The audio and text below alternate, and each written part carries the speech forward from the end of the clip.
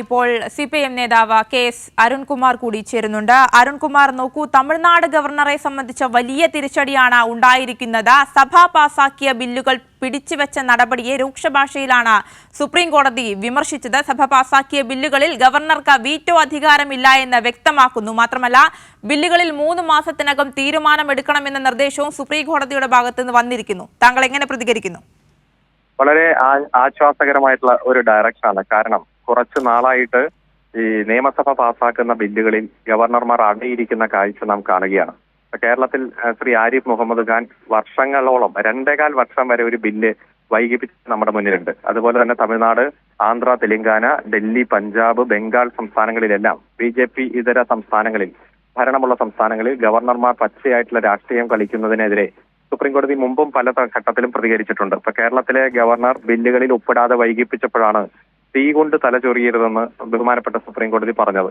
അതേപോലെ തന്നെ ബില്ലുകൾക്ക് മേൽ അടയിരിക്കുന്നവരായി ഗവർണർമാർ അധംപതിക്കരുതെന്നും ആ കേസിൽ പറഞ്ഞു.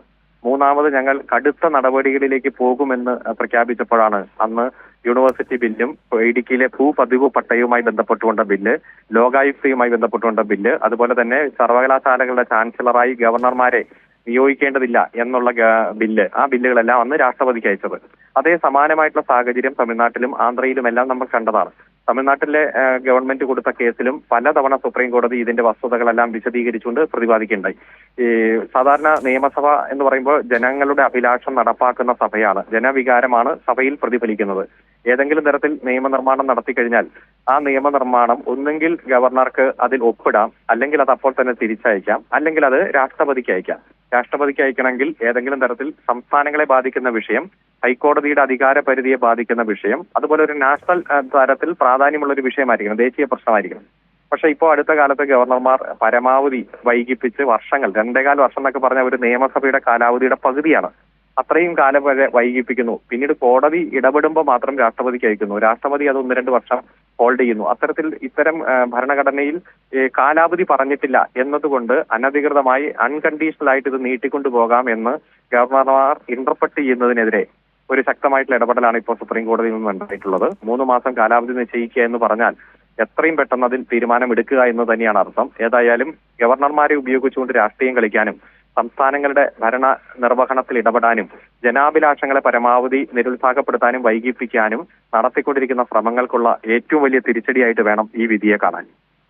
തീർച്ചയായും അരുൺകുമാർ, നോക്കൂ, ഈ ജനങ്ങളുടെ ക്ഷേമത്തിന് വേണ്ടിയാണ് സർക്കാർ ഇത്തരത്തിലുള്ള ബില്ലുകൾ കൊണ്ടുവരുന്നത്. ഇതിപ്പോൾ തമിഴ്നാട് ഗവർണറെ സംബന്ധിച്ച് മാത്രമല്ല, കേരളത്തിന്റെ മുൻ ഗവർണറുടെ ഭാഗത്തു നിന്നും അതുപോലെ തന്നെ മറ്റ് സംസ്ഥാനങ്ങളിലും ഗവർണറുടെ ഭാഗങ്ങളിൽ നിന്ന് ഇത്തരം നടപടികൾ കണ്ടുകൊണ്ടിരിക്കുന്നു നമ്മൾ. അപ്പോൾ സുപ്രീം കോടതിയുടെ ഭാഗത്ത് നിന്ന് വിമർശനങ്ങളെക്കാൾ അപ്പുറത്ത് ശക്തമായൊരു നടപടി ഈ വിഷയത്തിൽ വേണ്ടതല്ലേ? അതെ, കർശനമായി. ഇപ്പോ ഇന്ത്യൻ ഭരണഘടനയിൽ ആരാണ് ഗവർണർ, ഗവർണറുടെ അധികാരം എന്ത്, പദവി എന്ത് എന്നെല്ലാം കൃത്യമായി നിർവഹിച്ചിട്ടുണ്ട്. ആർട്ടിക്കിൾ 153 മുതൽ 165 വരെ. പക്ഷെ ആ അധികാരത്തിൽ ഒതുങ്ങി നിന്ന് പ്രവർത്തിക്കാതെ തങ്ങൾക്ക് ഇല്ലാത്ത അധികാരം എടുത്ത് പ്രയോഗിക്കുന്ന രീതിയാണ് ഇപ്പൊ അടുത്ത കാലത്ത് നാം കണ്ടുകൊണ്ടിരിക്കുന്നത്. ഇപ്പൊ സുപ്രീം കോടതിയുടെ ചീഫ് ജസ്റ്റിസ് ആയിരുന്ന ആൾ വരെ കേരളത്തിന്റെ ഗവർണറായി പ്രവർത്തിച്ച് വളരെ സൗമ്യമായിട്ടുള്ള ഇടപെടലോടെ നിയമനിർമ്മാണ പ്രക്രിയയുടെ ഭാഗമായി മാറിയതെല്ലാം നമ്മൾ കണ്ടതാണ്.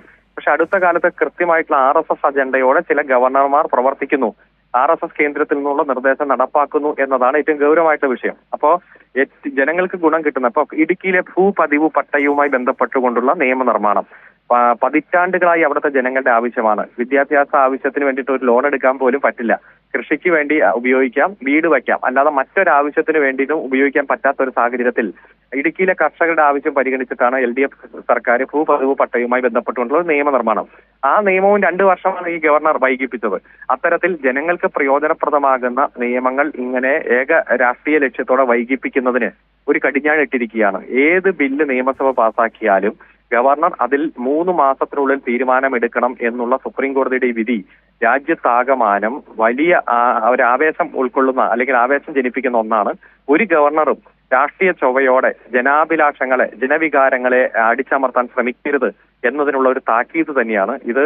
നീതിന്യായ ചരിത്രത്തിലെ തന്നെ ഏറ്റവും നിർണായകമായിട്ടുള്ള വിധിയാണ്. ഭരണഘടനയിൽ ടൈം പറഞ്ഞിട്ടില്ല, എത്ര നാൾ ഗവർണർക്ക് ഹോൾഡ് ചെയ്യാമെന്ന് പറഞ്ഞിട്ടില്ലെങ്കിൽ പോലും നല്ല ജുഡീഷ്യൽ ഇന്റർപ്രിട്ടേഷനിലൂടെ അതൊരു പ്രീസിഡന്റായി മാറിയിരിക്കുകയാണ്. ഈ വിധി ഇനി വരുന്ന എല്ലാ ഗവർണർമാർക്കും എല്ലാ സംസ്ഥാനങ്ങൾക്കും ബാധകമായിരിക്കും. ഏതായാലും ഈ വിധിയുടെ ഫുൾ ടെസ്റ്റ് പുറത്തു വരുമ്പോഴാണ് നമുക്ക് എന്തെല്ലാമാണ് ഇതുമായി ബന്ധപ്പെട്ടുള്ള പരാമർശം എന്ന് കൃത്യമായി മനസ്സിലാക്കാൻ കഴിയും. ഏതായാലും BJP ഗവർണർമാരെ വെച്ച് നടത്തുന്ന രാഷ്ട്രീയ പ്രചരണ പ്രക്രിയയും രാഷ്ട്രീയ കളിക്കും ഒരു കടിഞ്ഞാനിട്ടിരിക്കുന്ന വിധിയാണ് ഈ വിധി എന്നതിൽ യാതൊരു സംശയമില്ല. ശരി, നന്ദി ശ്രീ KS അരുൺകുമാർ പ്രതികരിച്ചതിന്.